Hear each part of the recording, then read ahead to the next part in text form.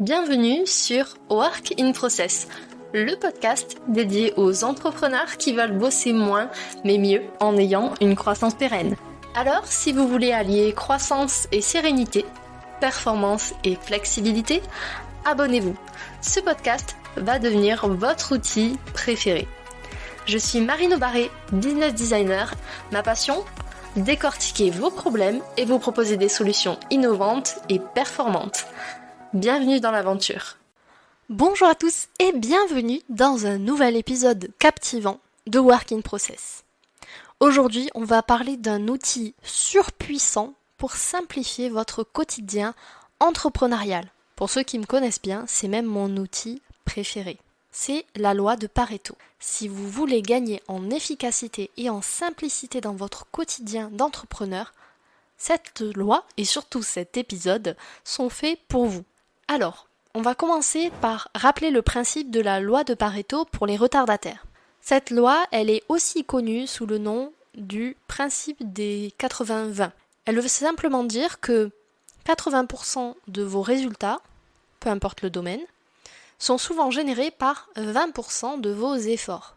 Du coup, pour avoir des résultats significatifs, il vous suffit, entre guillemets, d'identifier et de vous concentrer sur les tâches les plus importantes. Puisque si 80% de vos résultats sont générés par 20% de vos efforts, ça veut aussi dire que 80% de vos efforts génèrent 20% de résultats. Maintenant que vous avez compris le concept et qu'on est tous sur la même longueur d'onde, on va voir quelques exemples concrets de situations où la loi de Pareto finalement peut être appliquée dans la vie des indépendants, des freelances, des entrepreneurs.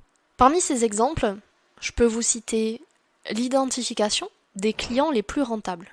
À ce niveau-là, c'est assez simple. Regardez le ROI de chacun de vos clients. Et quand je parle de ROI, je parle de finances, mais pas que. Si vous voyez qu'un client vous rapporte beaucoup d'argent, mais qu'il vous prend énormément de temps, de charge mentale, de stress, d'énergie, peut-être même votre santé, demandez-vous si, finalement, ce client est plutôt dans les 80 ou dans les 20%. Un autre exemple où la loi de Pareto peut être appliquée dans votre quotidien, c'est la sélection des partenariats, des collaborations, des projets sur lesquels vous allez intervenir. Vous pouvez aussi utiliser la loi de Pareto pour éliminer les tâches non essentielles. Et bien évidemment, en termes de gestion du temps, on n'a pas fait mieux que cette loi-ci. En vous concentrant sur chacun des domaines cités, mais également sur d'autres, en vous concentrant sur les 20% qui comptent le plus, vous allez simplifier drastiquement votre prise de décision. Et donc, vous allez optimiser votre productivité. Alors maintenant qu'on a compris l'importance de cette loi, je vous propose de voir comment concrètement l'intégrer dans votre quotidien de solopreneur. En 5 étapes, simples et rapides. Étape numéro 1. Identifiez les tâches qui ont le plus d'impact sur vos résultats. Posez-vous la question, quelles sont les actions qui génèrent le plus de valeur pour mon entreprise ? Concentrez-vous sur ces tâches-là. Et au niveau des résultats, bien évidemment, je fais une petite parenthèse, mais ça va dépendre de vos stratégies, du moment et de vos objectifs. En fonction de vos objectifs, forcément, les tâches les plus importantes, les plus impactantes ne seront pas les mêmes. Si par exemple, un de vos objectifs en ce moment, c'est d'augmenter votre notoriété pour être reconnu comme top of mind dans votre domaine, vous n'allez pas identifier les mêmes tâches qu'une personne qui aura pour objectif d'augmenter son chiffre d'affaires. Étape numéro 2. Une fois que vous avez identifié les tâches essentielles, l'étape numéro 2, c'est d'éliminer les tâches non essentielles.